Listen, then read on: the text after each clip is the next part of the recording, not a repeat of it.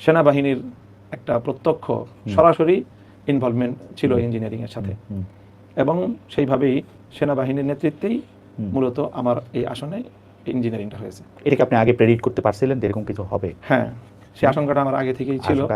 আগে থেকেই ছিল, মানে কারণ আমি আগে থেকেই আমার কাছে যেগুলো সব কথা হয়তো বলা যাবে না, এমন অনেক কথা আছে।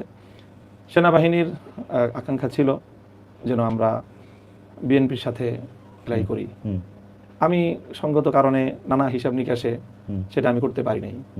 করতে না পারার কারণে তাদের একটা ক্ষোভ আমার প্রতি ছিল, ব্যক্তিগত আমার প্রতি, এবং সেই ক্ষোভের জায়গা থেকে, এবং হয়তো আরও দেশের বাইরের যে সকল শক্তিগুলো আমাদের বাংলাদেশের ইন্টারনাল রাজনীতিকে নিয়ন্ত্রণ করে বা প্রভাব অনেক বেশি যারা সৃষ্টি করে, তারাও অনেকে ব্যক্তিগতভাবে আমাকে চায় নাই।